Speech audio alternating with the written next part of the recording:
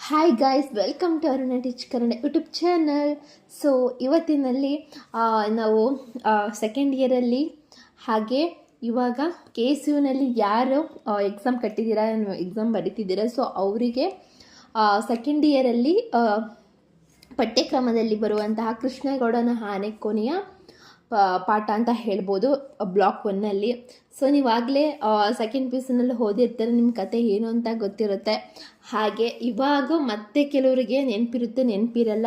So ಇವಾಗ exam ಬರಲಿಕ್ಕೆ ಸ್ವಲ್ಪ ಹೆಲ್ಪ್ ಆಗಲಿ ಅಂತ ಅನ್ನೋ ಒಂದು ಉದ್ದೇಶದಿಂದ ನಿಮಗೂ ಹೇಳ್ತಾ ಹಾಗೆ ನಾನು ಕಲಿತಾ ಸೊ ಇವತ್ತಿನ ಒಂದು ಪಾಠ ಕೃಷ್ಣಗೌಡನ ಆನೆ. ಸೊ ನಾನು ಪೂರ್ತಿ ಲೆಸನೆಲ್ಲ ಓದ್ಕೊಂಡೋಗಲ್ಲ, ಜಸ್ಟ್ ಶಾರ್ಟಾಗಿ ನಿಮಗೆ ಏನು ಒಂದು ಕತೆ ಒಳಗೊಂಡಿದೆ, ನಾವು ಏನು ಎಕ್ಸಾಮ್ ಬರೀಬೇಕು ಅನ್ನೋದನ್ನು ನಾನು ಹೇಳ್ತೀನಿ. ಮೊದಲು ಇದನ್ನು ಕವಿ ಪೂರ್ಣಚಂದ್ರ ತೇಜಸ್ವಿ ಅವರು ಆ್ಯಕ್ಚುಲಿ ಇದೊಂದು ಲೆಸನ್ನ ಬರೆದಿರೋರು. ಸೊ ಫಸ್ಟ್ ನಾವು ಅವರ ಪರಿಚಯನ ಮಾಡ್ಕೊತ ನಂತರ ಏನು ಒಂದು ಪೂರ್ತಿ ಪಠ್ಯದ ವಿಶ್ಲೇಷಣೆ ಏನಿದೆ ಅದನ್ನು ನಿಮಗೆ ತಿಳಿಸ್ತಾ ಹೋಗ್ತೀನಿ. ಹಾಗೆ ವಿಡಿಯೋ ಎಂಡ್ವರೆಗೂ ಸ್ಕಿಪ್ ಮಾಡದೆ ನೋಡಿ. ಹಾಗೆ ನೀವು ಫಸ್ಟ್ ಟೈಮ್ ವಿಸಿಟರ್ಸ್ ಆಗಿದ್ದರೆ ಸಬ್ಸ್ಕ್ರೈಬ್ ಮಾಡಿ, ಹಾಗೆ ಪಕ್ಕದಲ್ಲಿರೋ ಬೆಲ್ಲೈಕನ್ನ ಕ್ಲಿಕ್ ಮಾಡಿ ಅಂತ ಹೇಳ್ತಾ let's start the video. KP Poornachandra ತೇಜಸ್ವಿಯವರ ಪರಿಚಯ ಹಾಗೂ ಅವರ ಕೆಲವು ಬದುಕಿನ ಘಟನೆಗಳನ್ನ ಸ್ವಲ್ಪ ತಿಳ್ಕೊಂತ ನಂತರ ಪಾಠದ ವಿಶ್ಲೇಷಣೆ ನೋಡೋಣ, ಆಯಿತಾ? ಜನನ 8 ಸೆಪ್ಟೆಂಬರ್ 1938, ಶಿವಮೊಗ್ಗ ಜಿಲ್ಲೆಯಲ್ಲಿ ಕುಪ್ಪಳ್ಳಿಯವರು ಇವರು ಅಂದರೆ ಅವರ ಊರು. ವಿದ್ಯಾಭ್ಯಾಸ ಇವರು ಮಾಡಿದ್ದು ಮೈಸೂರು ವಿಶ್ವವಿದ್ಯಾಲಯ ಮಾನಸ ಗಂಗೋತ್ರಿಯಲ್ಲಿ ಕನ್ನಡ ಸ್ನಾತಕೋತ್ತರ ಪದವಿಯನ್ನು ಪಡೆದುಕೊಳ್ತಾರೆ. ಉದ್ಯೋಗ ಅಂದರೆ ಕಾಫಿ ತೋಟಗಾರಿಕೆ. ಹವ್ಯಾಸ ಛಾಯಾಗ್ರಹಣ ಅಂದರೆ ಫೋಟೋಶೂಟ್,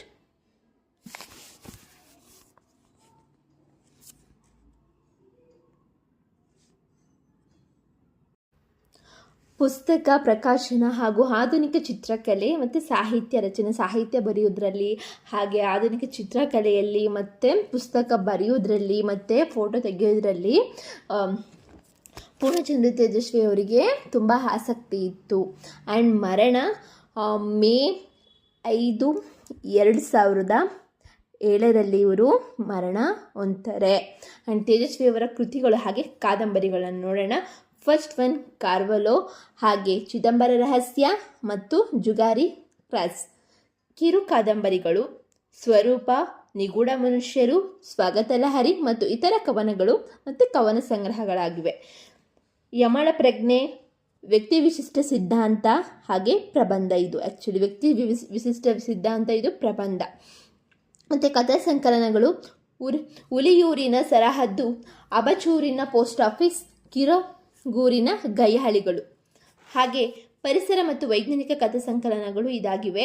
ಫಸ್ಟ್ ಒನ್ ಪರಿಸರ ಕತೆ, ಕಾಡಿನ ಕಥೆಗಳು ಭಾಗ 3, ರುದ್ರಪ್ರಯಾಗದ ಭಯಾನಕ ನರಭಕ್ಷಕ, ಸೋಮುವಿನ ಸ್ವಾಗತ ಲಹರಿ, ವ್ಯಕ್ತಿ ವಿಶಿಷ್ಟ ಸಿದ್ಧಾಂತ, ಅಲೆಮಾರಿ ಅಂಡಮಾನ್ ಮತ್ತು ಮಹಾನದಿ ನೈಲ್, ಏರೋಪ್ಲೇನ್, ಚಿಟ್ಟೆ ಮತ್ತು ಇತರ ಕಥೆಗಳು, ಕಾಡಿನ ಕಥೆಗಳು ಭಾಗ 2, ಕಾಡಿನ ಕಥೆಗಳು ಭಾಗ 4, ಕಿರಿಯರಿಗಾಗಿ ಪರಿಸರ, ಯಮಳ ಪ್ರಶ್ನೆ, ಹಾಗೆ ಸಹಜ ಕೃಷಿ ಮತ್ತು ಪರಿಸರ ಮತ್ತು ವಿಜ್ಞಾನದ ಬಗ್ಗೆ.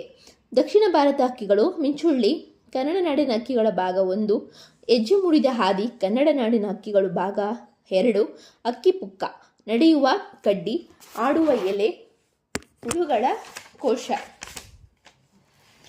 ಮತ್ತು ಮಿಲೇನಿಯಂ ಸರಣಿಯ ಕೃತಿಗಳು, ಹುಡುಕಾಟ ಮಿಲೇನಿಯಂ 1, ಜೀವನದ ಸಂಗ್ರಾಮ ಮಿಲೇನಿಯಂ 2, ಪೆಸಿಫಿಕ್ ದ್ವೀಪಗಳು ಮಿಲೇನಿಯಂ 3, ಚಂದ್ರನ ಚೂಜು ಮಿಲೇನಿಯಂ 4, ನೆರೆಹೊರೆಯ ಗೆಳೆಯರು ಮಿಲೇನಿಯಂ 5, ಮಹಾಯುದ್ಧ 1 ಮಿಲೇನಿಯಂ 6, ಮಹಾಯುದ್ಧ 2 ಮಿಲೇನಿಯಂ 7, ಮಹಾಯುದ್ಧ 3 ಮಿಲೇನಿಯಂ 8, ದೇಶ ವಿದೇಶ 1 ಮಿಲೇನಿಯಂ 9, ದೇಶ ವಿದೇಶ 2 ಮಿಲೇನಿಯಂ 10, ದೇಶ ವಿದೇಶ ಮಿಲೇನಿಯಂ 11, ದೇಶ ವಿದೇಶ ಮಿಲೇನಿಯಂ 12, ವಿಸ್ಮಯ ವಿಶ್ವ 1 ಮಿಲೇನಿಯಂ 12, ಮಹಾಪಲಾಯನ ಮಿಲೇನಿಯಂ 14, ವಿಸ್ಮಯ ವಿಶ್ವ ಮಿಲೇನಿಯಂ 15, ಅಡ್ವೆಂಚರ್ ಮಿಲೇನಿಯಂ 17.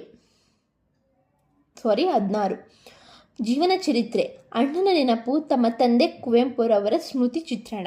ಚಲನಚಿತ್ರದ ಇವರು ಪ್ರಶಸ್ತಿಗಳು ದೊರಕಿವೆ ಅಂದರೆ ಯಾವುದಾವುದಂದರೆ ಅಬಚೂರಿನ ಪೋಸ್ಟ್ ಆಫೀಸು ರಾಷ್ಟ್ರೀಯ ಚಲನಚಿತ್ರ ಪ್ರಶಸ್ತಿ, ತವರನ ಕತೆ ರಾಷ್ಟ್ರೀಯ ಸ್ವರ್ಣ ಕಮಲ ಪ್ರಶಸ್ತಿ, ಅತ್ಯುತ್ತಮ ಕತೆ ಮತ್ತು ಸಂಭಾಷಣೆಗೆ ಚಿನ್ನದ ಪದಕ, ಕುಬಿಮಿ ಮತ್ತು ಯಾಲ ರಾಜ್ಯ ಮತ್ತು ರಾಷ್ಟ್ರೀಯ ಚಲನಚಿತ್ರ ಪ್ರಶಸ್ತಿ, ಅತ್ಯುತ್ತಮ ಕತೆ ಮತ್ತು ಸಂಭಾಷಣೆಗೆ ಚಿನ್ನದ ಪದಕ. ಆ್ಯಂಡ್ ಪ್ರಶಸ್ತಿಗಳು: ಕೇಂದ್ರ ಸಾಹಿತ್ಯ ಅಕಾಡೆಮಿ ಪ್ರಶಸ್ತಿ ಚಿದಂಬರ ರಹಸ್ಯ ಕತೆಗೆ ಕಾದಂಬರಿಗೆ ಸಿಕ್ಕಿರುವಂಥದ್ದು ಯಾವಾಗ ಅಂದರೆ 1988ರಲ್ಲಿ. ಕನ್ನಡ ರಾಜ್ಯೋತ್ಸವ ಪ್ರಶಸ್ತಿ 1989ರಲ್ಲಿ ಹಾಗೆ 1990ರಲ್ಲಿ. ಕರ್ನಾಟಕ ಸಾಹಿತ್ಯ ಅಕಾಡೆಮಿ ಗೌರವ ಪ್ರಶಸ್ತಿ 1987ರಲ್ಲಿ ಹಾಗೆ ಕರ್ನಾಟಕ ಸರ್ಕಾರ ಪ್ರತಿಷ್ಠಿತ ಪಂಪ ಪ್ರಶಸ್ತಿ ಸಮಗ್ರ ಸಾಹಿತ್ಯಕ್ಕೆ 2001ಕ್ಕೆ ಇವರಿಗೆ ಪ್ರಶಸ್ತಿ. ಇದು ಅವರ ಕೊನೆಯ ಪ್ರಶಸ್ತಿ ಸಿಕ್ಕಿರುವಂಥದ್ದು. ಇವಾಗ ನಾವು ಒಂದು ಕಥೆಯ ಪೂರ್ತಿ ವಿಶ್ಲೇಷಣೆಯನ್ನು ನೋಡ್ತಾ ಹೋಗೋಣ. ಮುಡಿಗೆರೆ ಎಂಬ ಹಳ್ಳಿಯಲ್ಲಿ ಯಾವ ವಸ್ತು ಎಲ್ಲಿ ಚಲಿಸಲಿ, ಅಂಗಡಿಯೊಂದು ಮುರಿದು ಬೀಳಲಿ, ಕುಟ್ಟಿಗೆಯೊಂದು ಮುರಿದು ಬೀಳಲಿ, ಒಂದು ತಂತಿ ಮುರಿದು ಬೀಳಲಿ ಅಥವಾ ನಡುವೆ ಸಿಲುಕಿ ಮನುಷ್ಯನೊಬ್ಬ ಸಾಯುವಂಥ ದುರ್ಘಟನೆ ಸಂಭವಿಸಲಿ, ಮನೆಯೊಳಗಿನ ಪೈಪ್ನಲ್ಲಿ ನೀರು ಬರುವುದು ನಿಂತು ಹೋಗಲಿ, ಮನೆಯೊಳಗೆ ಅಟ್ಟದ ಮೇಲಿನ ಹಳೆಯ ಸವಿದ ಕೊಡಲಿಯೊಂದು ಚಲಿಸಲು ಆ ಊರಿನಲ್ಲಿರುವ ಕೃಷ್ಣೇಗೌಡನ ಆನೆ ಕಾರಣವಾಗಿರುತ್ತದೆ. ಒಟ್ಟಿನಲ್ಲಿ ಮೂಡಿಗೆರೆಯ ಜನ ತಮ್ಮ ಬದುಕಿನ ಪ್ರತಿಯೊಂದು ಹಾಗೂ ಹೋಗಿಗೂ ಆನೆಯನ್ನು ದೋಷಿಸುವುದು ಸರ್ವೇಸಾಮಾನ್ಯವಾಗಿಬಿಡುತ್ತೆ. ಹಾಗೆಂದು ಗೌರಿ ಎಂಬ ಆ ಹೆಣ್ಣಾನೆ ಪುಂಡು ಆನೆಯಲ್ಲ, ಅಂದರೆ ಅಷ್ಟು ಒಂದು ತುಂಟತನದ ಆನೆಯಲ್ಲ, ಇಲ್ಲೆಲ್ಲ ಹಾಳು ಮಾಡುವಂಥ ಆನೆಯಲ್ಲ. ಗೌರಿ ಅಂದರೆ ಒಂದು ಆನೆಯ ಹೆಸರು. ಪೇಟೆಯಲ್ಲಿ ಹುಡುಗರಿಂದ ಹಿಡಿದು ದೊಡ್ಡವರಿಗೆ ಪ್ರತಿಯೊಬ್ಬರಿಗೂ ಪ್ರಿಯವಾದ ಆನೆ. ತನ್ನ ಜೀವಯಾನಕ್ಕಾಗಿ ಎಲ್ಲ ತರಹದ ವ್ಯವಹಾರಗಳನ್ನು ಮಾಡಿ ಎಲ್ಲರನ್ನು ನಷ್ಟ ಅನುಭವಿಸಿ ಸೋತು ಹೋಗಿದ್ದ ಕೃಷ್ಣೇಗೌಡ ಘಟ್ಟದ ಕೆಳಗಿನ ಗೂಳೂರು ಮಠದ ಆನೆಯೊಂದು ಹಾಕಿದ ಮರಿಯೇ ಕೃಷ್ಣೇಗೌಡರ ಬಳಿ ಇದ್ದ ಆನೆ. ಗೂಳೂರು ಮಠದವರಿಗೆ ಆ ಆನೆಯನ್ನು ಸಾಕುವುದಕ್ಕಿಂತ ಹೆಚ್ಚಾಗಿ ಅದರ ಮಾವುತನನ್ನು ಮೇಲಾಯುವುದನ್ನು ದುರ್ನಡತೆಯನ್ನು ಸಹಿಸುವುದು ಅಸಾಧ್ಯವಾದ್ದರಿಂದ ಹೆಂಗಾದರೂ ಆನೆಯ ಮಾವುತನ್ನು ಯಾರಿಗಾದರೂ ದಾಟಿಸಬೇಕೆಂದು ನೋಡುತ್ತಿದ್ದಾಗ ವೇಲಾಯುಧ ಮಠದಲ್ಲಿ ಮಾಡಿದ್ದ 4,500 ಸಾಲ ಹಿಂದಿರುಗಿಸಿದರೆ ಸಾಕು ಎಂದು ಕೃಷ್ಣೇಗೌಡನಿಗೆ ಆ ಆನೆಯನ್ನು ಕೊಟ್ಟಿರ್ತಾರೆ. ಅಂದರೆ ಅವರಿಗೆ ಆನೆಗಿಂತ ಪಾಪ ಮಾವುತ ಇರ್ತಾನಲ್ವ, ಅವನು ಯಾವಾಗಲೂ ಕುಡಿದುಕೊಂಡು ಬಿದ್ದಿರ್ತಾನೆ, ಮತ್ತು ಅಷ್ಟೂ ಏನೂ ಕೇರ್ ಮಾಡ್ತಿಲ್ಲ. ಅದಕ್ಕೆ ಹೆಂಗಾದರೂ ಮಾಡಿ ಆನೆ ಮತ್ತು ಮಾವುತನ್ನ ಅವ್ರ ಮಠದವರಿಗೆ ಇಬ್ಬರನ್ನು ತೊಲಗಿಸ್ಬೇಕು, ಕಳಿಸ್ಬಿಡ್ಬೇಕು ಅಂತಂದ್ಬಿಟ್ಟು ಆಗ ಯೋಚನೆ ಮಾಡಿದಾಗ ಕೊನೆಗೆ ಕೃಷ್ಣೇಗೌಡರಿಗೆ ಅವರು ಮಾರ್ತಾರೆ ಆನೆನ. ಹಾಗೆ ಚಾರ್ಮುಡಿ ಹತ್ತಿರದ ದಟ್ಟ ಕಾಡನ್ನು ಸರ್ಕಾರ ವಿಮ್ಕೋ ಕಂಪನಿಗೆ ಬೆಂಕಿ ಕಡ್ಡಿ ಮರ ಕಡಿಯಲು ಗುತ್ತಿಗೆ ಕೊಟ್ಟಿರುತ್ತದೆ. ಚಾರ್ಮಡಿ ಕಣಿವೆಯ ಪಾತಾಳದಲ್ಲಿದ್ದ ಮರಗಳನ್ನು ಲಾರಿ ದಾರಿಗೆ ಸಾಗಿಸಲು ಆನೆಯಲ್ಲದೆ ಮತ್ಯಾರಿಂದಲೂ ಸಾಧ್ಯವಿಲ್ಲದ್ದರಿಂದ ಕೃಷ್ಣೇಗೌಡ ಆ ಕಾಂಟ್ರಾಕ್ಟನ್ನು ತಾನೇ ಹಿಡಿದಿರುತ್ತಾನೆ. ಕೃಷ್ಣೇಗೌಡ ಆನೆಯನ್ನು ಕೊಂಡ್ಕೊತಾನೆ.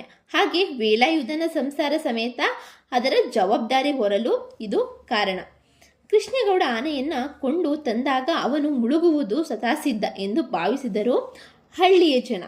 ಆದರೆ ಆಗಿದ್ದು ಅದರ ವಿರುದ್ಧವಾಗಿಯೇ. ಮಠದಲ್ಲಿ ಒಣ ಹುಲ್ಲು ಮೊಸರನ್ನು ತಿಂದು ಸೊಗರಿದ್ದ ಆನೆಗೆ ಕೃಷ್ಣೇಗೌಡ ಕಾಡಿನ ಬಯನೆ ಸೊಪ್ಪು, ಹಸಿ ಹುಲ್ಲು, ಹಿಂಡಿ, ಬೆಲ್ಲ, ಗೆಣಸು ಕೊಟ್ಟು ಪಗಡಿಸ್ದಾಗಿ ಸಾಕ್ತಾನೆ. ತುಂಬ ಚೆನ್ನಾಗಿ ಸಾಕ್ತಾನೆ. ಆನೆ ಕೂಡ ಕಾಡಿನಲ್ಲಿ ಮರಗಳನ್ನು ಸಾಗಿಸುವ ಕೆಲಸವನ್ನು ಮಾಡುತ್ತಾ ಕೃಷ್ಣೇಗೌಡನಿಗೆ ಒಳ್ಳೆಯ ಲಾಭವನ್ನೇ ತಂದು ಕೊಡುತ್ತೆ. ಅಂದರೆ ಅದರಿಂದ ತುಂಬ ಉಪಯೋಗ ಆಗುತ್ತೆ, ಹೆಲ್ಪ್ ಮಾಡುತ್ತೆ. ಹಾಗೆ ಅವನಿಗೂ ಕೂಡ, ಕೃಷ್ಣೇಗೌಡನಿಗೂ ಕೂಡ ಲಾಭ ಆಗುತ್ತೆ. ಹಾಗೆ ಆನೆಗೂ ಕೂಡ ತುಂಬ ಚೆನ್ನಾಗಿ ತಿನ್ಕೊಂಡು ಅದ್ರ ದಿನನಿತ್ಯದ ಏನು ಕೆಲಸ ಇರುತ್ತೆ ಅದು ಮಾಡ್ಕೊತ ಹೋಗ್ತಾ ಇರುತ್ತೆ. ಆದರೆ ಆನೆಯೊಂದು ಪಟ್ಟಣದಲ್ಲಿ ದನ, ಕರು, ಎಮ್ಮೆಯಂತೆ ವಾಸ ಮಾಡತೊಡಗಿರುತ್ತೆ. ಅದರಿಂದ ನೇರವಾಗಿ ಯಾರಿಗೂ ತೊಂದರೆ ಆಗದಂತೆ ಅದು ಜನರಿಗೆ ಹೋಗಿರುತ್ತೆ. ಅಪರೋಕ್ಷವಾಗಿ ಅದರಿಂದ ಇಡೀ ಹಳ್ಳಿ ವಾಸಕ್ಕೆ ಉಂಟಾಗ ತೊಡಗುತ್ತದೆ. ಪ್ರತಿ ಬೇಸಿಗೆಯಲ್ಲೂ ಆ ಆನೆಯದು ಏನಾದರೊಂದು ರಾದ ಅಂತ ಗ್ಯಾರಂಟಿ. ಅದೇನಾನೆಯೋ ಆನೆಯೇ ಏನಾದರೂ ಕಿತಾಪತಿ ಮಾಡುತ್ತಿತ್ತೋ ಅಥವಾ ಉರಿ ಬಿಸಿಲಿನ ಬೇಗೆ ಸೇರಣಿ ಕಳೆದುಕೊಳ್ಳುತ್ತಿತ್ತೋ? ಜನಗಳ ಅಸಹನೆಯೇ ಇದಕ್ಕೆ ಕಾರಣವೋ ಹೇಳುವುದು ಕಷ್ಟ. ಕತೆ ಪ್ರಾರಂಭವಾಗುವುದು ಲೈನ್ಮನ್ ದುರ್ಗಪ್ಪ ನಿರೂಪಕರಿಂದ ಕೊಡಲಿ ಕೇಳಲು ಬರುವುದರಿಂದ. ಮರವೊಂದು ಕೊಂಬೆ ವೈರ್ ಮೇಲೆ ಬಿದ್ದಿರುವುದ ಕಾರಣಕ್ಕಾಗಿ ಒಂದು ಇಡೀ ಲೈನ್ ಡೆಡ್ ಆಗಿರುತ್ತೆ. ಮರದ ಮೇಲೆ ಕಿತ್ತುಕೊಳ್ಳಲು ಹೋಗಿ ಮರದ ಕೊಂಬೆಯನ್ನು ಎಲೆಕ್ಟ್ರಿಕ್ ಲೈನ್ ಮೇಲೆ ಆನೆ ಕೆಡವಿರುತ್ತದೆ. ಅದಕ್ಕೆ ಸಾಕ್ಷಿಯಾಗಿ ಮರದ ಕೆಳಗೆ ಅದರ ಲದ್ದಿ ಬಿದ್ದಿರುತ್ತದೆ. ಕೃಷ್ಣೇಗೌಡನ ಆನೆ ಮೂಡಿಗೆರೆ ಪೇಟೆಯಲ್ಲಿ ಲಂಗುಲಗಾಮಿ ಇಲ್ಲದೆ ದನ ಕರುಗಳ ರೀತಿಯಲ್ಲಿ ತಿರುಗಾಡ್ತಿರುತ್ತದೆ. ದಾರಿ ಬದಿಯ ಪೆಟ್ಟಿಗೆ ಅಂಗಡಿಯವರು ಹಣ್ಣು ಖರ್ಚಾದ ಬಾಳೆಗೊನೆಗಳ ದಿಂಡು ಸಿಪ್ಪೆಗಳನ್ನು ಜಜ್ಜಿದ ಹಾಳಾದ ಹಣ್ಣುಗಳನ್ನು ಅದಕ್ಕೆ ಕೊಡಲು ಇಟ್ಟಿರುತ್ತಿದ್ದರು. ಆನೆ ಕಾಯಮ್ಮಾಗಿ ಎಲ್ಲ ಪೆಟ್ಟಿಗೆ ಅಂಗಡಿಗಳ ಬಳಿಗೂ ಹೋಗಿ ಅವನ್ನೆಲ್ಲ ಸೊಂಡಿಲಿನಲ್ಲಿ ತಗೊಂಡು ತಿಂತಿತ್ತು. ಒಮ್ಮೆ ರಹಮಾನ್ ಸಾಬಿಯ ಪೆಟ್ಟಿಗೆ ಅಂಗಡಿಯನ್ನು ಆನೆ ದೂಡಿ ಬಿಡಿಸಿತು ಎಂದು ರಹಮಾನ್ ಸಾಬಿ ದೊಡ್ಡ ಗಲಾಟೆ ಎಬ್ಬರಿಸ್ತಾನೆ. ಕೃಷ್ಣೇಗೌಡ ತನ್ನ ನಷ್ಟವನ್ನು ಕಟ್ಟಿಕೊಡಬೇಕೆಂದು ಅವನ ಗಲಾಟೆ. ಆನೆ ಹಾಗೆ ಮಾಡಲು ಕಾರಣ ರೆಹಮಾನ್ ಆನೆಯನ್ನು ಕುರಿತು ಎರಡು ಅನ್ಬಾರ್ದಿನ ಅಂದ್ಬಿಡ್ತಾನೆ.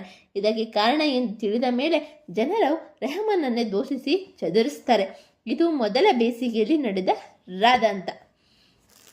ಎರಡನೇ ಬೇಸಿಗೆಯಲ್ಲಿ ಒಮ್ಮೆ ನಿರೂಪಕರ ಮನೆಯ ನಲ್ಲಿಯಲ್ಲಿ ಬರುತ್ತಿದ್ದ ನೀರು ನಿಂತು ಹೋಗುತ್ತದೆ. ಬೆಟ್ಟದ ಜಾರಿ ಒಂದಕ್ಕೆ ಹಾಕಿಕೊಂಡು ಪೈಪಿನಲ್ಲಿ ಕಪ್ಪೆಯೋ ಹಾವೋ ಸೇರಿರಬೇಕು ಎಂದು ನೋಡಲು ಹೋದರೆ ಪೈಪೆಲ್ಲ ಪುಡಿಯಾಗಿ ದೊಡ್ಡ ದೊಡ್ಡ ಹಳ್ಳದಲ್ಲಿ ಗುಚ್ಚಾಗಿ ಹೂತು ಹೋಗಿರ್ತದೆ. ನೆಲಕ್ಕೆ ಒಳಗೊಂಡೋಗ್ಬಿಟ್ಟಿರುತ್ತೆ. ಅಂದರೆ ಅದು ಕಾಲು ತುಳಿತಕ್ಕೆ.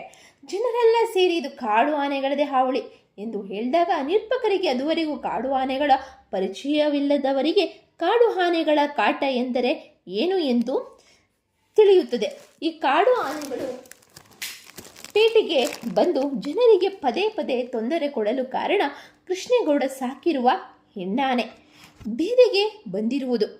ಕೃಷ್ಣೇಗೌಡನ ಆನೆಯ ಇನ್ನು ದೊಡ್ಡ ರಾದಾಂತವೆಂದರೆ ಒಮ್ಮೆ ಆನೆಯ ಮೇಲೆ ಅಯ್ಯಪ್ಪ ಸ್ವಾಮಿಯ ಫೋಟೋ ಇಟ್ಟು ಮೆರವಣಿಗೆ ಮಾಡುತ್ತಿದ್ದಾಗ ಕೆಳಗೆ ಬಂದಿದ್ದ ವಿದ್ಯುತ್ ಲೈನ್ ಬಂದು ತಾಗಿ ಪಠಾರೆಂದು ಪಟಾಕಿ ಹೊಡೆದಂತೆ ಶಬ್ದವಾಯಿತೆಂದು ಗಾಬರಿಯಾದ ಆನೆ ವೇಲಾಯುಧನ ಮಾತನ್ನು ಕೇಳದೆ ಕಿತ್ತಳೆ ಬಾಭರಣಗಳ ಸಮೇತ ಕಾಡಿಗೆ ಓಡಿ ಹೋಯಿತೆಂಬುದು ಕಾಡಪ್ಪ ಶೆಟ್ಟರು 7,000 ಬಾಡಿಗೆ ತೆತ್ತು ತಂದಿದ್ದ ಹಿತ್ತಾಳೆ ಆಭರಣಕ್ಕಾಗಿ ಆದರೂ ಅದನ್ನು ಕಾಡಿನಲ್ಲಿ ಹುಡುಕ ಹೋದ. ಜನ ಕೊನೆಗೆ ಸಿಗದೆ ನಿರುಪಾಲವಾಗಿರುತ್ತೆ ಅಂತ ಅಂದ್ಕೋತಾರೆ. ಬೇಸಿಗೆ ಕಳೆದು ಮಳೆಗಾಲ ಆಗಮಿಸುತ್ತಿದ್ದಂತೆ ಜನತೆ ತಮ್ಮ ತಮ್ಮ ಗದ್ದೆ ಕೆಲಸದಲ್ಲಿ ತೊಡಗಿಸಿಕೊಂಡಾಗ ಹೋದಷ್ಟೇ ತಣ್ಣನೆ ಕೃಷ್ಣೇಗೌಡನ ಲಾಯದಲ್ಲಿ ಆನೆ ಬಂದು ಪ್ರತ್ಯಕ್ಷವಾಗಿಬಿಡುತ್ತೆ. ಒಂದಿನ ಶಿವೇಗೌಡರ ಸಾಮಿಲಿನಲ್ಲಿ ಕಳ್ಳನಾಟ ಇಳಿಸಲು ರಾತ್ರೋರಾತ್ರಿ ಆನೆ ಕರೆದುಕೊಂಡು ಹೋಗಿರ್ತಾರೆ. ಈಚೆಗೆ ಮರ ಕಡಿಯುವುದು, ನಾಟ ಸಾಗುವುದೆಲ್ಲವರ ಬಗ್ಗೆ ಸರ್ಕಾರ ಬಿಗಿ ಬಂದೋಬಸ್ತು ಮಾಡಿದ್ದರಿಂದ ಈ ಎಲ್ಲ ಕೆಲಸಗಳನ್ನು ಅವರು ರಾತ್ರಿ ವೇಳೆಯೇ ಮಾಡಿರುತ್ತಾರೆ. ಕೃಷ್ಣೇಗೌಡನ ಆನೆ ಹೆಚ್ಚಿನ ಕೆಲಸ ಮಾಡಿದಾಗೆಲ್ಲ ಅದಕ್ಕೆ 2 ಲೀಟ್ರು ಶರಾಬನ್ನು ಬಹುಮಾನ ಕೊಡುತ್ತಿರುತ್ತಾನೆ. ಅದನ್ನು ಆನೆ ಮತ್ತು ಮಾವುತ ಇಬ್ಬರು ಕುಡಿದು ಬಿಗಿಯಾಗುತ್ತಾರೆ. ಪರಾಬಿನ ನಿಷಾದಲ್ಲಿ ವೇಲಾಯುಧನಿಗೆ ಲಾರಿಗೂ ನಾಟಿಗಳಿಗೂ ಹಗ್ಗ ಬಿಗಿದು ಕಟ್ಟಿದ್ದು ಬಿಚ್ಚಬೇಕೆಂದು ಮರೆತು ಹೋಗಿರುತ್ತೆ. ಲಾರಿಯ ಮೇಲಿದ್ದ ದಿಮ್ಮಿಗಳನ್ನು ತಳ್ಳಿ ಉರುಳಿಸಲು ಆನೆಗೆ ಹೇಳುತ್ತಿದ್ದಂತೆ ಆನೆ ತಳ್ಳಿದ ರಭಸಕ್ಕೆ ಲಾರಿಯೇ ಉರುಳಿ ಲಾರಿಯ ಡ್ರೈವರ್ ಆಸನಾಗುತ್ತಾನೆ. ಇನ್ನು ಈ ವಿಷಯ ಹೊರಗೆ ಬಂದರೆ ಎಲ್ಲರೂ ಜೈಲಿ ಕಂಬಿ ಎಣಿಸಬೇಕಾಗುತ್ತದೆ ಎಂದು ಶಿವೇಗೌಡರು ಕೃಷ್ಣೇಗೌಡರು ಇಬ್ಬರು ಸೇರಿ ಮುಚ್ಚಿ ಹಾಕ್ತಾರೆ. ಒಮ್ಮೆ ನಿರೂಪಕರಿಗೆ ಪತ್ರವನ್ನು ತಲುಪಿಸಲು ಪೋಸ್ಟ್ಮ್ಯಾನ್ ಜಬ್ಬರ್ 8 ದಿನವಾದರೂ ಪತ್ರ ತಲುಪಿಸಿರುವುದಿಲ್ಲ. ಅವನಿಗೆ ಹುಚ್ಚ ನಾಯಿ ಕಡಿದಿರುತ್ತದೆ. ಲೈನ್ ಮ್ಯಾನ್ ದುರ್ಗಪ್ಪ ಮತ್ತು ಜಬ್ದಾರ್ ಸೇರಿಕೊಂಡು ಹುಚ್ಚು ನಾಯಿಗಳ ವಿರುದ್ಧ ಮುನ್ಸಿಪಾಲಿಟಿ ಪ್ರೆಸಿಡೆಂಟ್ಗೆ ಕಂಪ್ಲೇಂಟ್ ಕೊಡಲು ನಿರೂಪಕರನ್ನು ಪುಸ್ಲಾಯಿಸ್ತಾರೆ. ಅಂದರೆ ಹೇಳ್ತಾರೆ. ಸಮಸ್ಯೆಯ ಗಂಭೀರತೆಯನ್ನು ಅರಿತ ನಿರೂಪಕರು ಮುನ್ಸಿಪಾಲ್ ಪ್ರೆಸಿಡೆಂಟ್ ಬಿಳಿಯ ಗಡ್ಡದ ಖಾನ್ ಸಾಹೇಬರನ್ನು ಭೇಟಿ ಮಾಡಿದಾಗ ನಾವು ಎಷ್ಟೇ ನಾಯಿಗಳನ್ನು ಕೊಂದರೂ ರಾತ್ರೋರಾತ್ರಿ ಧರ್ಮಸ್ಥಳದವರು ಜೈನ ಧರ್ಮೀಯರಾದ ಕಾರಣ ಅವರು ನಾಯಿಗಳನ್ನು ಕೊಲ್ಲದೆ ಇಲ್ಲಿ ತಂದು ಬಿಟ್ಟು ಹೋಗುತ್ತಾರೆ ಎಂದು ತಾವು ಏನೇ ಮಾಡಲು ಹೋದರೂ ಇಂದು ಮುಸ್ಲಿಂ ಗಲಾಟೆಗೆ ಕಾರಣವಾಗುತ್ತಿದೆ ಎಂದು ಕಾರಣವಾಗುತ್ತದೆ ಎಂದು ಮೊನ್ನೆ ಕೃಷ್ಣೇಗೌಡನ ಆನೆಯನ್ನು ಪೇಟೆಯಲ್ಲಿ ಓಡಾಡಲು ಬಿಡದೆ ನಿರ್ಬಂಧಿಸಿ ಎಂದು ಹೇಳಿದ್ದಾರೆ. ಮುಸ್ಲಿಮರು ರಂಜಾನ್ ದಿನ ನೀವು ಒಂಟೆಯನ್ನು ಪೇಟೆಯಲ್ಲಿ ಓಡಿಸಬಹುದು, ತಾವು ಓಡಾಡಿಸಬಹುಬಾರದು ಎಂದು ಪ್ರಶ್ನಿಸದರೆಂದು ತಾವು ಎಲ್ಲವನ್ನು ಸರಿತೂಗಿಸಿ ತಮ್ಮ ಟರ್ಮ್ ಪೂರೈಸುವುದೇ ತಮ್ಮ ಜವಾಬ್ದಾರಿ ಎಂದು ಬಿಡ್ತಾರೆ. ಕೃಷ್ಣೇಗೌಡನ ಆನೆ ಹೀಗೆ ಎಲ್ಲ ವಿಷಯಗಳ ಕೇಂದ್ರವಾಗುತ್ತಲೇ ಇರುತ್ತದೆ. ಈ ಎಲ್ಲಕ್ಕಿಂತ ದೊಡ್ಡ ದುರಂತವೆಂದರೆ ಟೆಲಿಫೋನ್ ಲೈನ್ಮನ್ ತಿಪ್ಪಣ್ಣನ ಸಾವು. ಮೂಡಿಗೆರೆ ಆಧುನೀಕರಣವಾಗುತ್ತಾ ಹೋದಂತೆ ಎಲೆಕ್ಟ್ರಿಕ್ ಆಫೀಸಿನವರ ಪ್ರೈಮರಿ ಲೈನ್ಗಳು, ಸೆಕೆಂಡರಿ ಲೈನ್ಗಳ, ಟೆಲಿಫೋನ್ನವರ ಕನೆಕ್ಷನ್ ಲೈನ್ಗಳು, ಟ್ರಂಕ್ ಲೈನ್ಗಳು, ಇದರ ನಡುವೆ ಡಿಶ್, ಅಂಟೇನಾ, ಕೇಬಲ್ಗಳು, ಈ ತಂತಿಗಳು, ಕಂಬಗಳು, ನೂಕುನುಗ್ಗಲಿನಲ್ಲಿ ಊರಿನಲ್ಲಿ ಯಾರಾದರೂ ಗಟ್ಟಿಯಾಗಿ ಕೆಮ್ಮಿದರೆ, ಸೀನಿದರೆ ಸಹ ಜೋಲಾಡುವ ತಂತಿಗಳು ಒಂದಕ್ಕೊಂದಂತೆ ತಾಗಿ ಡಿಪಾರ್ಟ್ಮೆಂಟ್ಗಳಿಗೆ ಜಗಳ ಶುರುವಾಗುತ್ತಿತ್ತು. ಯಾವಾಗ ನೋಡಿದ್ರು ಟಿವಿಯಲ್ಲಿ ಚಿತ್ರ ಸರಿ ಬರ್ತಿಲ್ಲ ಎಂದು ಟೆಕ್ನಿಷಿಯನ್ಗಳು, ಫೋನ್ ಗುರುಗರ ಎಂದು ಲೈನ್ಮೆನ್ಗಳು, ಫ್ಯೂಸ್ ನಿಲ್ತಿಲ್ಲ ಎಂದು ಕರೆಂಟ್ನವರು, ಕಟ್ಟಿಂಗ್ ಪ್ಲೇಯರ್ಸ್, ಸ್ಕ್ರೂ ಡ್ರೈವರ್ ಕೈಯಲ್ಲಿ ಹಿಡಿದುಕೊಂಡು ಆಕಾಶ ನೋಡುತ್ತೆ ಎದುರಿಗೆ ಬರುವವರೆಗೆ ಡಿಕ್ಕಿ ಹೊಡೆದುಕೊಂಡು ಓಡಾಡುತ್ತಿರುವುದು ಸರ್ವೇಸಾಮಾನ್ಯ ದೃಶ್ಯ. ಮೂಡಿಗೆರೆಯಿಂದ ನುಗ್ಗೇಹಳ್ಳಿ ಕಡೆಗೆ ಹೋಗಿರುವ ಟೆಲಿಫೋನ್ ಕಂಬಗಳು 30-40 ಕಲೆಕ್ಷನ್ನೊಂದಿಗೆ ಜಟಿಲವಾಗಿ ಸೇರಿಕೊಂಡಿರುತ್ತದೆ. ಟೆಲಿಫೋನ್ ಲೈನ್ಮನ್ ತಿಪ್ಪಣ್ಣನವರು ಬೆಳಗ್ಗೆ ಎಕ್ಸ್ಚೇಂಜ್ ಬಳಿಗೆ ಬಂದಾಗ ನುಗ್ಗೇಹಳ್ಳಿಯ ಕಡೆಯ ಅಷ್ಟು ಲೈನ್ಗಳು ಡೆಡ್ ಆಗಿವೆ ಎಂದು ಮೇಂಟೆನೆನ್ಸ್ನವರು ಕೇಳಿ ಕಳಿಸ್ತಾರೆ. ಊರಿನಿಂದ ಸಾಕಷ್ಟು ದೂರದಲ್ಲಿದ್ದ 17ನೇ ಕಂಬದ ಜಂಕ್ಷನ್ ಬಾಕ್ಸ್ ಪರಿಶೀಲನೆ ಮಾಡಿ ಯಾವ ಲೈನ್ ಡೆಡ್ ಆಗಿದೆ ತಿಳಿಯಲು ತಿಪ್ಪಣ್ಣ ಆ ಕಂಬ ಹತ್ತುತ್ತಿದ್ದಂತೆ 30-40 ತಂತಿಗಳ ತೊಡಕಿನೊಳಗೆ ನುಸುಳಿ ತಿಪ್ಪಣ್ಣ ಜಂಕ್ಷನ್ ಬಾಕ್ಸ್ ಬಿಚ್ಚಿ ಸ್ಕ್ರೂ ಡ್ರೈವರಿನಲ್ಲಿ ಎಂಥದನ್ನೋ ಮಿಡುತ್ತಿರಬೇಕಾದ್ರೆ ಇದ್ದಕ್ಕಿದ್ದಂತೆ ಅಲ್ಲೇ ಸತ್ತು ಹೋಗುತ್ತಾನೆ. ಅನೇಕ ತಂತಿಗಳ ಗೋಜಲಿನೊಳಗೆ ಸಿಕ್ಕಿಕೊಂಡಿದ್ದ ತಿಪ್ಪಣ್ಣನ ಹೆಣ ರಿಪೇರಿ ಭಂಗಿಯಲ್ಲೇ ಕುಳಿತುಕೊಂಡು ಸತ್ತ ಹಾಗೆ ಕಾಣದೆ ಎಲ್ಲರೂ ಅವನ ರಿಪೇರಿ ಮಾಡುತ್ತಿದ್ದಾನೆಂಬಂದೇ ಭಾವಿಸಿ ಸುಮ್ಮನೆ ನಡೆದು ಹೋಗಿ ಮತ್ತೊಬ್ಬ ಲೈನ್ಮನ್ ಶಂಕರಪ್ಪ 2 ದಿನ ಕಳೆದು ಬಂದ ನೋಡಿದಾಗಲೇ ನಡೆದಿದ್ದ ಆ ದುರಂತ ಇಲಾಖೆಯವರಿಗೆ ತಿಳಿಯುತ್ತೆ.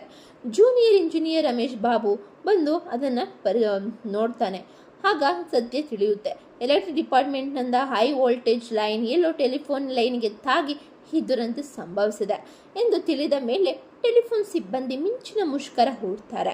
ಈ ಮುಷ್ಕರ ನಡೆಯುವ ಸಂದರ್ಭದಲ್ಲಿ ಲೈನ್ಮನ್ ದುರ್ಗಪ್ಪ ಮತ್ತು ನಾರಾಯಣ ಕಥೆಯ ನಿರೂಪಕರಿಗೆ ಭೇಟಿಯಾಗಿ ಹೀಗೆ ಟೆಲಿಫೋನ್ ಲೈನ್ಗೆ ಕರೆಂಟ್ ಲೈನ್ ಒಮ್ಮೆ ಟಚ್ ಆಗುತ್ತಾ ಮತ್ತೊಮ್ಮೆ ಬಿಡುತ್ತಾ ಇರುವ ರೀತಿಗೆ ಕಾರಣ ಕೃಷ್ಣೇಗೌಡರ ಆನೆಯೊಂದು ಎಂದೋ ದುರ್ಗಪ್ಪ ಈ ತಾಂತ್ರಿಕ ಅಂಶವನ್ನು ನಿರೂಪಕರಿಗೆ ಬಿಚ್ಚಿ ಮನವರಿಕೆ ಮಾಡಿಕೊಡ್ತಾನೆ. ಊರಿನಲ್ಲಿರುವ ಹೆಣ್ಣಾನೆಗೆ ಮೈ ಕಡಿತ ಬಂದರೆ ಉಜ್ಜಲು ಮರಗಳಿಲ್ಲದೆ ಕಾರಣ ಯಾವುದೋ ಕಂಬಕ್ಕೆ ಹೋಗಿ ಮೈ ಉಜ್ಜುತ್ತದೆ. ಅದು ಮೈ ಉಜ್ಜುತ್ತಿದ್ದಂತೆ ಕಂಬದ ತಂತಿಗಳೆಲ್ಲ ಸಿಡಿದು ಹೋಗುವುದು ಅನ್ನೋ ತಾವು ಕಣ್ಣಾರೆ ಕಂಡುದನ್ನು ಕಾಡಿನಲ್ಲಿ ದನಗಳನ್ನು ಮೇಯಿಸಲು ಹೋಗಿದ್ದ ಮಕ್ಕಳು ತಿಳಿಸ್ತಾರೆ. ಸೊ ಇದಕ್ಕೂ ಆನೆನೇ ಕಾರಣ. ಈ ಮಧ್ಯೆ ಮತ್ತೊಂದು ಬೇಸಿಗೆ ಬೇಸಿಗೆ ಬಂದು ಒಂದು ರಾತ್ರಿ ಸುಬ್ಬೇಗೌಡನ ಕೊಟ್ಟಿಗೆಗೆ ಕೃಷ್ಣೇಗೌಡನ ಆನೆ ಬಂದು ಮೇಕೆಗಳಿಗೆ ಹಾಕಿದ್ದ ಮೇವನ್ನು ಎಳೆದುಕೊಂಡು ಹೋಗುತ್ತದೆ. ನಾಯಿಗಳು ಜೋರಾಗಿ ಬೊಗಳಲು ಸಮಾಚಾರ ಎಂದು ಪರಿಶೀಲಿಸಲು ಹೋದಾಗ ಸುಬ್ಬೇಗೌಡನ ಕೊಟ್ಟಿಗೆಯ ಮಾಡು ಬಿದ್ದು 4 ಮೇಕೆಗಳು ಪ್ರಾಣ ಕಳೆದುಕೊಂಡಿರ್ತವೆ. ಅದೇ ದಿನ ರಾತ್ರಿ ಶಿವೇಗೌಡರ ಸಾಮಿಲ್ನಲ್ಲಿ ಕಳ್ಳಾಟ ಸಾಗಿಸುತ್ತಿದ್ದ ಅಬ್ಬಾಸನ ಲಾರಿ ರಸ್ತೆ ಪಕ್ಕದ ಗೋಣಿ ಮರಕ್ಕೆ ಡಿಕ್ಕಿ ಹೊಡೆದು ಮರದ ದಿಮ್ಮಿಗಳಿಗೂ ಗೋಣೆ ಮರಕ್ಕೂ ನಡುವೆ ಸಿಕ್ಕಿ ಡ್ರೈವರ್ ಅಬ್ಬಾಸ್, ಕ್ಲೀನರ್ ಕೃಷ್ಣ ಅಪ್ಪಚ್ಚಿಯಾಗಿ ಹೋಗುತ್ತಾರೆ. ಸುಬ್ಬೇಗೌಡ ತನ್ನ ಕೊಟ್ಟಿಗೆಯಲ್ಲಾದ ನಷ್ಟವನ್ನು ಫಾರೆಸ್ಟ್ ಆಫೀಸರ್ ನಾಗರಾಜನಿಗೆ ಹೇಳಲು ಹೋದರೆ ಅವರು ಅದಕ್ಕೆ ಅವಕಾಶ ಕೊಡದೆ ಕಳ್ಳಾಟ ಯಾರದ್ದು, ಮರ ಎಲ್ಲಿಯದು ಇತ್ಯಾದಿಗಳನ್ನೇ ತನಿಖೆ ಮಾಡುತ್ತಾ ಕೇಸು ಬಿಲ್ಡಪ್ ಮಾಡಲು ಕಾತರನಾಗಿರ್ತಾನೆ. ಪೊಲೀಸ್ ಇನ್ಸ್ಪೆಕ್ಟರ್ ಇಲ್ಲದಿದ್ದರೆ ಮಾತಿಗೆ ಮಾತು ಬೆಳೆದು ಅಲ್ಲೇ ಗಲಾಟೆ ಹೊಡೆದಾಟ ಆಗುವ ಸಂಭವ ಕೂಡ ಕಂಡುಬರುತ್ತದೆ. ಮುಂದೆ ಬಂದು ಮಧ್ಯಾಹ್ನ ಮುನ್ಸಿಪಲ್ ಪ್ರೆಸಿಡೆಂಟ್ ಖಾನ್ ಸಾಹೇಬ್ರು ಪುರ ಪ್ರಮುಖರ ಮೀಟಿಂಗ್ ಕರೆಯುತ್ತಾರೆ.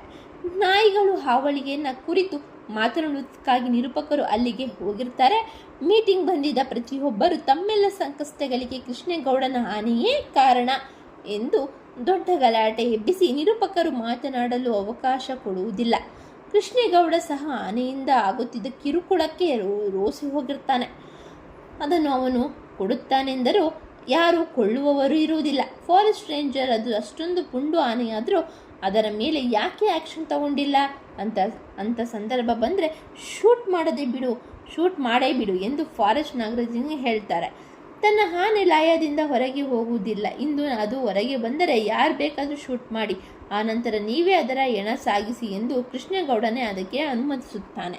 ಹೀಗೆ ಆನೆಯನ್ನು ಕೊಲ್ಲುವ ಖುಷಿಯೊಂದಿಗೆ ಸಭೆ ಮೀರಿಸುತ್ತದೆ. ಇತ್ತ ವೇಲಾಯುಧ ಮತ್ತು ಅವನ ಹೆಂಡತಿ ಆನೆಯ ಕಾರಣಕ್ಕೆ ಜಗಳ ಆಡಿ, ಇದು ಆನೆ ಏನಾದರೂ ಲಯದಿಂದ ಹೊರ ಬಂದರೆ ಅದರ ಕಾಲುಗಳು ಉಗುರುಗಳಿಗೆ 4 ಬಾರಿ ಚುಚ್ಚಿ ಬುದ್ಧಿ ಕಲಿಸುತ್ತೇವೆಂದು ಬಂದ ವೇಲಾಯುಧ ಕುಡಿದ ಅಮಲಿನಲ್ಲಿ ಲಾಯದಿಂದ ಹೊರಗೆ ಇದ್ದ ಗಂಡಾನೆಯೊಂದರ ಕಾಲ್ತುಳಿತಕ್ಕೆ ಸಿಕ್ಕಿ ಸತ್ತು ಹೋಗ್ತಾನೆ. ಅತ್ತ ಫಾರೆಸ್ಟ್ ಆಫೀಸ್ ನಾಗರಾಜ ಕೃಷ್ಣೇಗೌಡನ ಆನೆಗೆ ಕಾದು ಕುಳಿತು ಹೆಸರುವಾಸಿಯಾದ ಶಿಕಾರಿಗುಂಡಿಯಲ್ಲಿ ಕುಳಿತಿರ್ತಾನೆ. ಅದು 100 ವರ್ಷಗಳಿಂದ ಕಾಡು ಪ್ರಾಣಿಗಳು ನಡೆದು ಹೋಗಲು ಮಾಡಿಕೊಂಡಿದ್ದ ಗುಂಡಿಯಾಗಿರುತ್ತದೆ. ತಮಿಳುನಾಡಿನ ಮಧುಮೈಲಿನಿಂದ ಮಹಾರಾಷ್ಟ್ರವರೆಗೂ ಹಬ್ಬಿರುವ ಈ ಕಾಡಿನಲ್ಲಿ ಕಾಡು ಪ್ರಾಣಿಗಳು ಸಹ್ಯಾದ್ರಿ ಕಾಡಿನುದ್ದಕ್ಕೂ ವಲಸೆ ಹೋಗಲು ಮಾಡಿಕೊಂಡಿದ್ದ ಹೆದ್ದಾರಿ. ಆದುದರಿಂದ ಕೃಷ್ಣೇಗೌಡರ ಆನೆ ಅಲ್ಲಿ ಬಂದೇ ಕಾಡಿಗೆ ಹೋಗುತ್ತದೆ ಎಂದು ನಾಗರಾಜ ಕಾದು ಕುಳಿತಿರ್ತಾನೆ. ಗಾರ್ಡ್ ರಾಮಪ್ಪ ಕೃಷ್ಣೇಗೌಡರ ಆನೆ ಲಯದಿಂದ ತಪ್ಪಿಸಿಕೊಂಡು ಕಾಡಿಗೆ ಹೋಗುತ್ತೆ ಎಂದು ಸುದ್ದಿ ತರುತ್ತಲ ಅದನ್ನು ಕೊಲ್ಲದೆ ಹಿಂದಿರುಗಿದ ರಾಮಪ್ಪನಿಗೆ ಉಗಿದು ತಾನೊಬ್ಬನೇ ಆನೆ ಹೋದ ಕಾಡಿಗೆ ಹೋಗಿ ಕಣ್ಮರೆಯಾಗಿ ಹೋಗುತ್ತಾನೆ.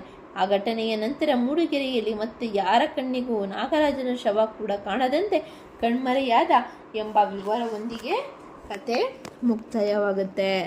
So I hope you guys Krishnegowda ಆನೆ ಅರ್ಥ ಆಗಿದೆ ಅಂತ. ಸೊ ಇಷ್ಟ ಇದೆ ಲೈಕ್ ಮಾಡಿ, ಇಲ್ಲಾಂದರೆ ಡಿಸ್ಲೈಕ್ ಮಾಡಿ, ಹಾಗೆ ನಿಮ್ಮ ಫ್ರೆಂಡ್ಸ್ಗಳಿಗೆ ಶೇರ್ ಮಾಡಿ ಅಂತ ಹೇಳ್ತಾ see you the next video. Bye, take care.